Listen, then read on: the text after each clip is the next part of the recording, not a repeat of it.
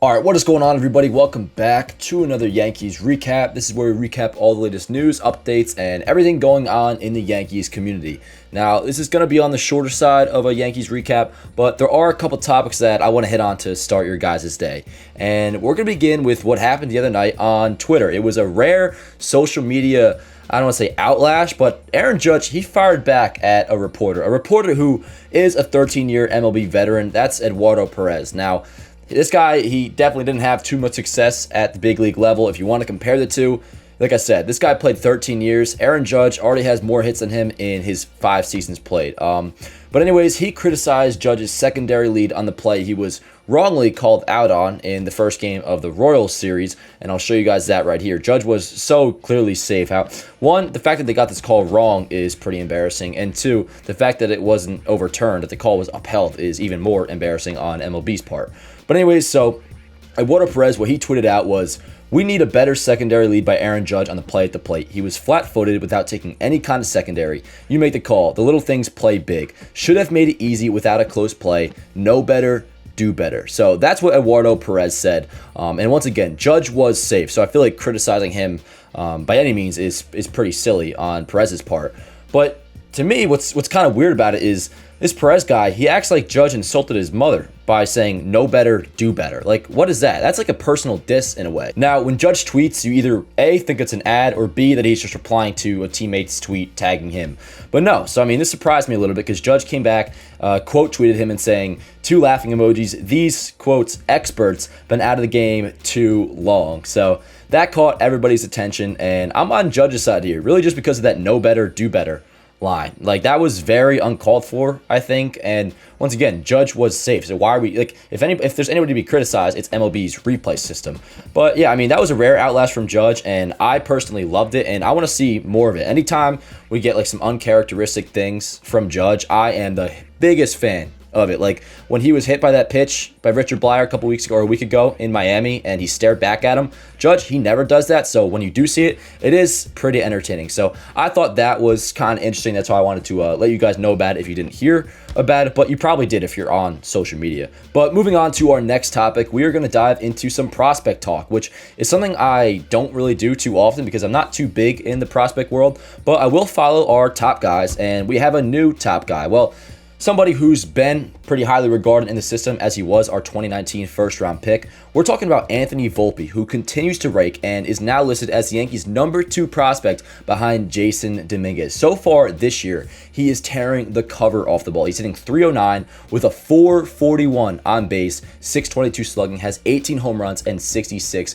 RBIs, easily having the most productive season out of any prospect in our system so far this year. And he's somebody I am very excited about, and he could change the immediate future for the Yankees, just for the fact that we know the big free agent class of shortstops coming up this offseason. I think there is a chance that the Yankees no longer pursue one of those guys. Now, that's not something I would have thought a couple of months ago or even a month ago, but with the way Volpe is producing this year, I wouldn't be surprised if this dude gets called up to AA by the end of the year. And then next year, he could probably start at AAA, and we're looking at he could be in the big leagues. I mean, it would be crazy if he's there by the end of the 2022 season, but you could legitimately look at him as possibly our shortstop of the future as soon as 2023. So that's something to keep in mind.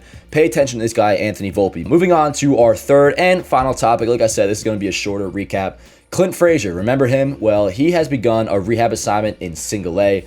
If you didn't hear, if you're not aware, he's been dealing with some lingering concussion issues. Now, he first had his concussion back in 2018, and that was a big setback for him in his major league career. He's been on the record countless times kind of saying how much that's messed him up, and obviously, concussions, that's no joke. But he's still dealing with some lingering issues. He's had some vision issues. I guess he's dizzy. He's been dizzy as well. But anyways, tonight he went 2 for 4 with a single and a double. That's good to see.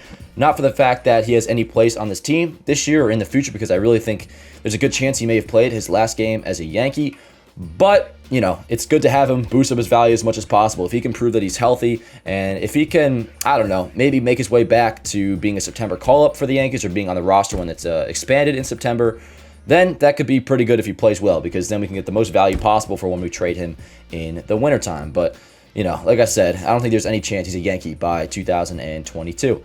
We have some other notes I just want to touch on. Domingo Germán is set to throw a bullpen on Thursday.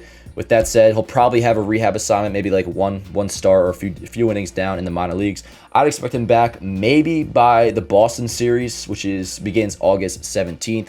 And speaking of the Boston series, we have another injury update regarding two pitchers who are slightly more important, a lot more important than Herman. That's Garrett Cole and Jordan Montgomery, who of course are both on the COVID IL. They could, according to Aaron Boone, join the team on the road this weekend to throw bullpen. So they're not due back just yet. But Boone said, now he didn't give a specific date, but he does say he has a return date in mind. When could that be? I think that could also be the Boston series as well. Now, it was originally just going to be a 2-game set, but we now have a doubleheader, so we'll be playing 3 games within the span of 2 days. So, of course, you want as much pitching as possible. So I'm going to assume that's the target date for when Aaron Boone and the Yankees are going to expect Cole and Montgomery back by. Last thing, if you didn't hear, Gleyber Torres has landed on the IL. He is apparently going to miss 10 to 20 days. So, obviously, that's not good, but on the bright side, or if you want to look at like a positive outlook to all this, it's better to have these injuries and these COVID outbreaks now than towards the end of the year. So hopefully Gleyber Torres doesn't deal with any setbacks, which, speaking of setbacks, Gio Urshela did have a setback, but